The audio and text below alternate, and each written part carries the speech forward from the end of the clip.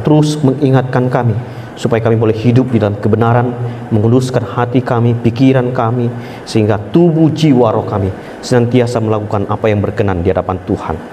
Saat ini Tuhan, kami mau mendengar firman Tuhan. Berkatilah setiap kami masing-masing.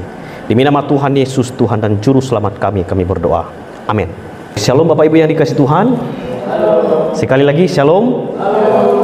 Kita mengucap syukur kepada Tuhan pada kesempatan ini kita bisa masih bersama-sama untuk bersama boleh beribadah, dan saat ini kita akan mendengar firman Tuhan.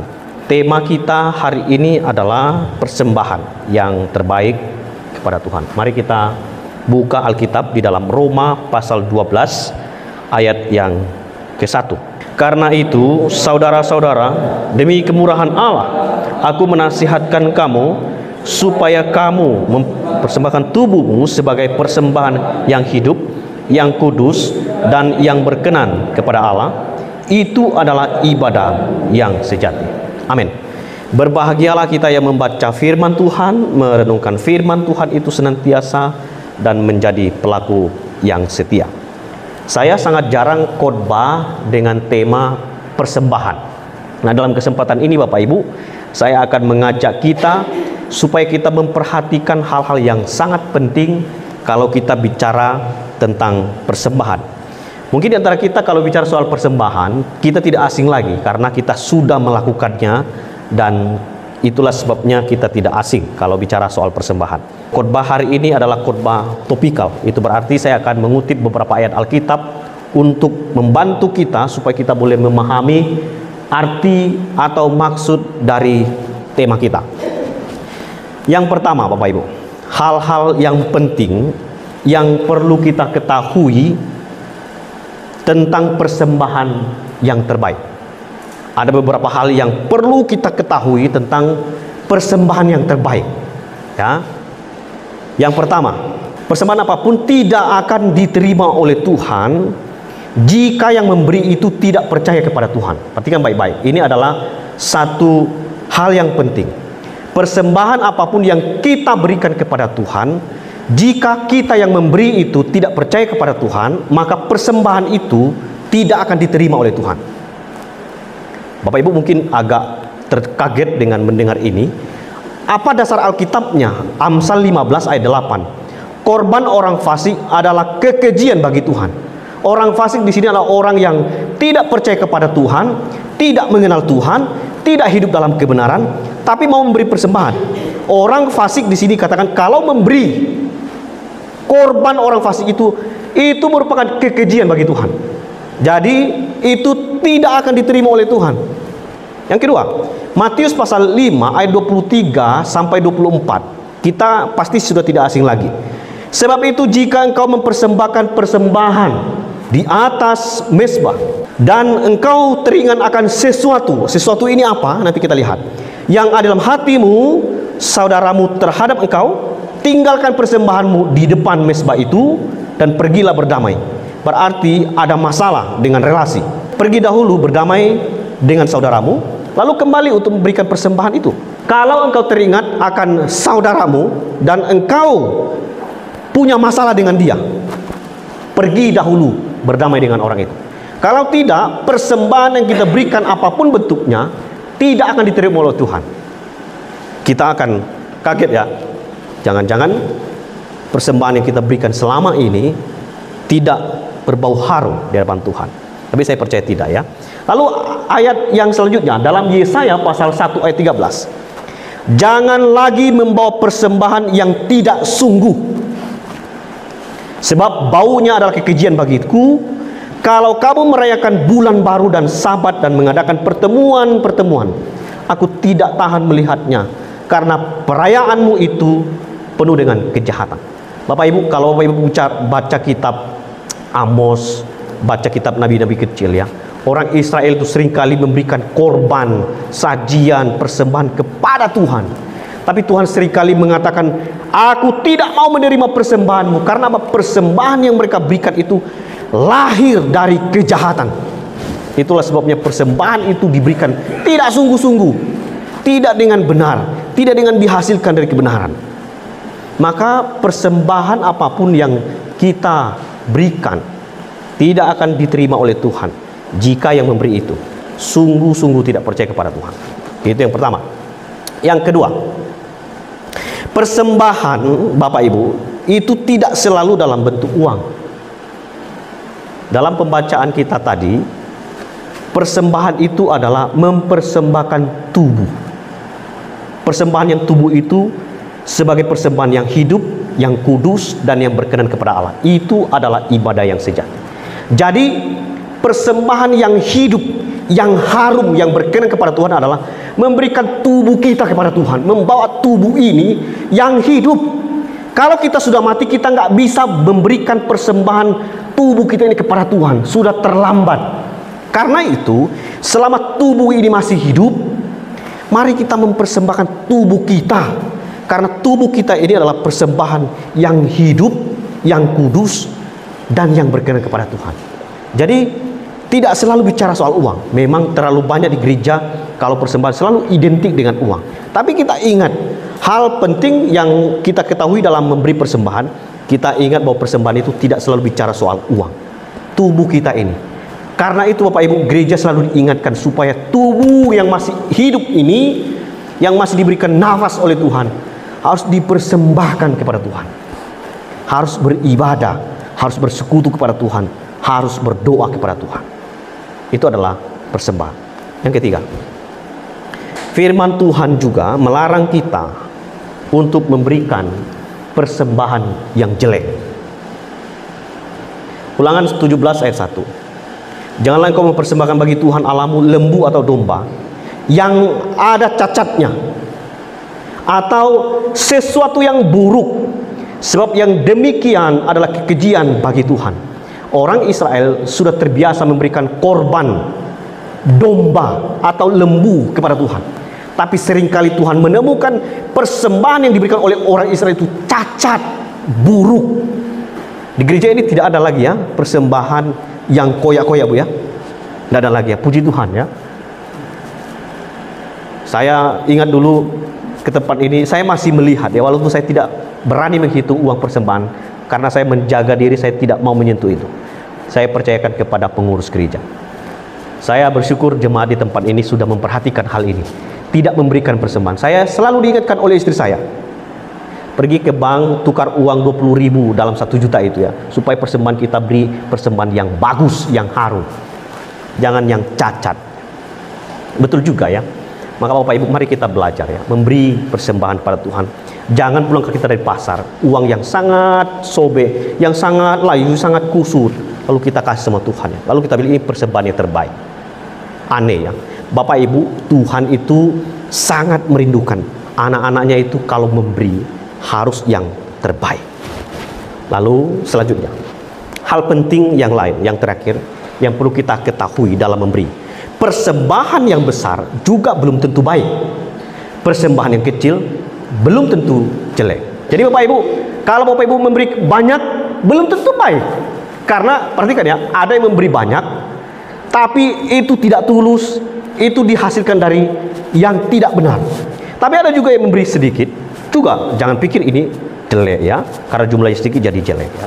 Perhatikan baik-baik, dalam Lukas pasal 21, ketika Yesus mengangkat mukanya, ia melihat orang-orang kaya memasukkan persembahan mereka ke dalam peti persembahan. Bukan hanya orang kaya, ia juga melihat janda miskin memasukkan 2 peser dalam peti itu. Perhatikan baik-baik ya. Saya waktu baca ini saya melihat aneh ya.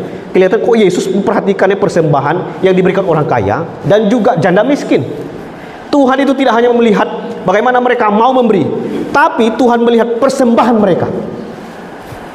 Jadi Bapak Ibu jangan pikir Tuhan melihat hati, Tuhan melihat hati. Memang Tuhan melihat hati, tapi Tuhan juga melihat hasil dari hati itu dari persembahan kita. Kalau memang hatinya sudah benar, sudah tulus kepada Tuhan, pasti persembahannya terbaik. Perhatikan ya, di situ Tuhan melihat ada yang berbeda. Aku berkata kepadamu, sesungguhnya janda miskin ini memberi lebih banyak daripada semua orang itu. Siapa orang itu? Orang-orang kaya yang memasukkan persembahan. Lalu, sebab mereka semua memberi persembahan dari kelimpahan, tetapi janda ini memberi dari kekurangannya. Bahkan ia memberi seluruh nafkahnya. Perhatikan Bapak Ibu, Waktu saya lihat ini, memang orang kaya memberi persembahan yang dari kelimpahannya. Tapi perhatikan, persembahan yang banyak itu ternyata justru janda itu yang memberikan persembahan yang paling banyak dari orang kaya ini. Orang kaya memberi persembahan banyak memang, tapi dia memang melimpah karena masih ada persediaan. Tapi perempuan janda yang miskin memberi 2 peser. Dari itulah nafkah hidupnya. Tapi dia berani memberikan persembahan itu kepada Tuhan. Bapak Ibu, hal penting yang kita perlu ketahui, persembahan banyak, ingat, belum tentu baik. Bilang dulu, persembahan banyak belum tentu baik. Persembahan kecil belum tentu jelek. Kita harus ingat, maka persembahan bentuk apapun itu harus benar, harus tulus ya. Lalu selanjutnya Bapak Ibu, kita harus memberikan persembahan yang terbaik pada Tuhan. Nah, ini prinsipnya. Saya mencoba menganalisa dan melihat mengapa kita harus memberikan persembahan yang terbaik kepada Tuhan. Di dalam Alkitab yang ada tertulis 3 ayat yang saya kutip. Firman Tuhan sendiri menyuruh kita memberi persembahan yang terbaik.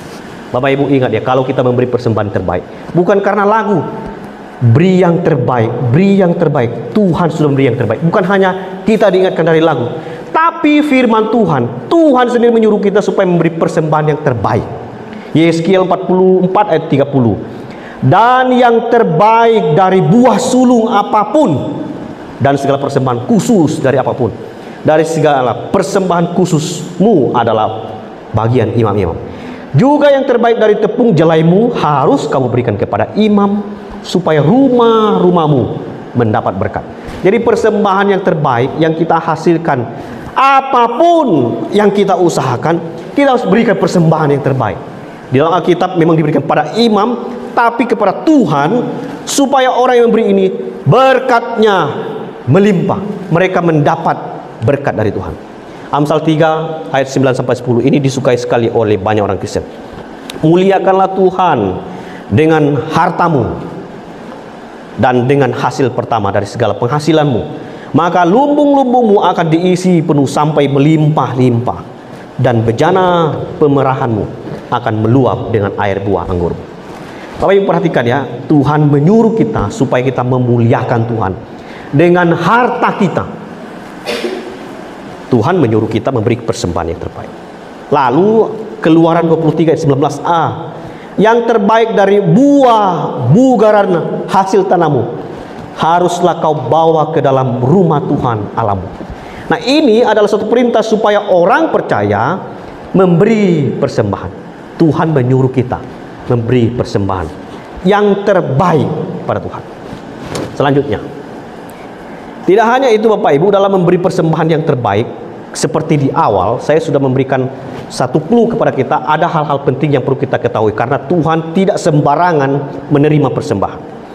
Dalam Alkitab salah satu kisah ya, Kain, persembahannya ditolak oleh Tuhan.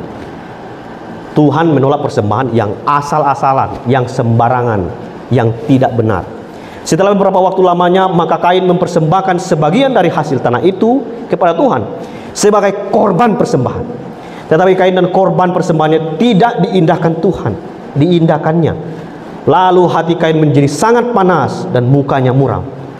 Bapak Ibu, jangan berpikir persembahan yang kita berikan itu semuanya diterima oleh Tuhan. Tidak selamanya. Karena itu pastikan kalau kita memberi persembahan harus lahir dari ketulusan hati, dari kejujuran. Jangan sampai kita memberikan persembahan yang asal-asalan. Lalu persembahan yang harum, Tuhan sangat senang ya. Tuhan senang menerima persembahan yang harum. Habel juga mempersembahkan korban. Ada Kain tadi ditolak persembahannya. Sekarang Habel adiknya, korban persembahan dari anak sulung kambing dombanya yang lembu lemak-lemaknya. Maka Tuhan mengindahkan Habel dan korban persembahan. Tuhan menerima persembahan Habel. Kita rindu ya, supaya setiap kali kita memberi persembahan, persembahan kita itu berkenan di hadapan Tuhan. Persembahan kita itu menjadi persembahan yang berbau harum di hadapan Tuhan. Maka Bapak Ibu, jangan asal-asal memberi persembahan. Apakah hanya satu pribadi saja? Tidak ya. Di dalam Alkitab saya kutip satu jemaat contohnya saja. Jemaat Filipi itu memberi persembahan kepada Tuhan, juga mendukung hamba Tuhan. Perhatikan ya. Kita baca sama-sama yuk. 1, 2, 3 ya. Kini aku telah menerima semua yang perlu daripadamu. Malahan lebih daripada itu, aku berkelimpahan karena aku telah menerima kirimanmu dari Epafroditus, suatu persembahan yang harum, suatu korban yang disukai dan yang berkenan kepada Allah. Persembahan jemaat Filipi kepada Paulus dan rekan-rekan dan pelayan yang lainnya itu dititipkan kepada Epafroditus, dan persembahan mereka itu adalah persembahan yang harum, yang disukai dan yang berkenan kepada Tuhan. Jadi bukan hanya Habel yang mempersembahkan korban, persembahan yang terima Tuhan, tapi persembahan jemaat Filipi itu pun dibawa untuk pekerjaan Tuhan, dan persembahan itu adalah persembahan yang harum, yang disukai dan yang berkenan kepada Tuhan. Saya sangat bersyukur pelayanan di GKSIA Bapak Ibu. Karena apa? Karena jemaat GKSIA pada umumnya sudah memiliki hati yang tahu bagaimana memberi persembahan, mendukung pekerjaan Tuhan. Karena mereka tahu persembahan yang diberikan itu, mereka percaya persembahan itu harum, disukai dan berkenan kepada Tuhan. Maka Bapak Ibu, menjadi orang Kristen harus belajar memberi persembahan, harus belajar dari jemaat Filipi. Mereka memberikan persembahan yang terbaik. Selanjutnya, mengapa kita harus memberikan persembahan yang terbaik? Bapak Ibu, mengapa kita harus berikan persembahan yang terbaik? Karena Tuhan kita adalah Tuhan yang maha besar. Perhatikan baik-baik dalam satu ayat yang saya kutip. Sebab dari terbitnya sampai kepada terbenamnya matahari, namaku besar. Ku di situ Tuhan maksudnya. Di antara bangsa-bangsa, dan setiap tempat dibakar dan dipersembahkan korban bagi namaku, dan juga korban sajian yang tahir, sebab namaku besar di antara bangsa-bangsa. Firman Tuhan semesta alam. Jadi Tuhan punya nama yang besar, dikenal di segala penjuru bumi. Maka semua tempat harus mempersembahkan korban, persembahan kepada Tuhan, karena namanya besar. Lalu tidak hanya itu Bapak Ibu, karena semua yang kita peroleh itu dari Tuhan. Ingat baik-baik, ini adalah ayat yang sangat-sangat praktis tapi keras ya.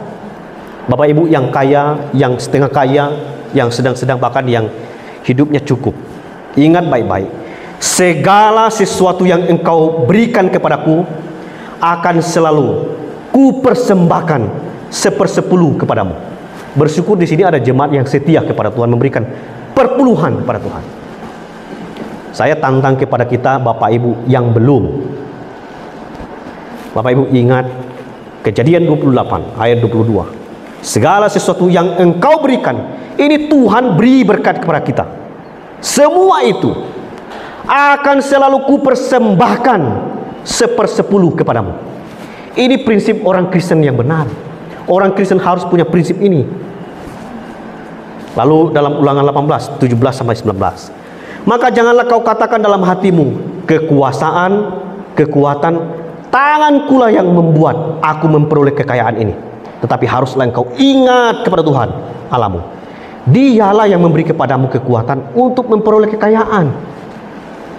Kadang-kadang kita lupa Bapak Ibu, sudah kaya, berkuasa, punya jabatan, punya posisi, mendapat banyak berkat Tuhan. Lalu kita lupa, karena aku maka semua itu kuperoleh. Kita salah sekali, kita mencuri kemuliaan Tuhan. Ingat, Tuhan beri kekuatan kepada kita, maka kita memperoleh semua itu. Kalau Tuhan tidak beri kekuatan, Tuhan tidak beri kesehatan, Tuhan tidak beri kepintaran, Tuhan tidak beri kemampuan, satu titik pun tidak akan kita peroleh. Bapak Ibu ingat baik-baik, segala yang kita peroleh itu diberikan oleh Tuhan. Maka kita harus memberikan kepada Tuhan yang sudah memberi kepada kita. Lalu ayat 25 ya. Dia yang memberikan roti, Mazmur ini 136. Dia yang memberikan roti kepada segala makhluk, bahwasannya untuk selama-lamanya kasih setianya. Bapak Ibu, semua yang Bapak Ibu terima, semua berkat yang kita terima, itu adalah pemberian Tuhan. Semua pemberian itu adalah anugerah Tuhan kepada kita. Karena itu Bapak Ibu, kita diingatkan hari ini supaya kita belajar memberikan persembahan yang terbaik. Seperti apa persembahan yang Bapak Ibu berikan kepada Tuhan? Apakah persembahan itu seperti yang dipersembahkan oleh Kain, atau seperti persembahan Habel, atau seperti jemaat di Filipi, atau seperti persembahan seorang janda? Dia memberikan persembahan yang terbaik. Maukah saudara memberikan persembahan yang terbaik? Maukah Bapak Ibu? Mari kita belajar ya.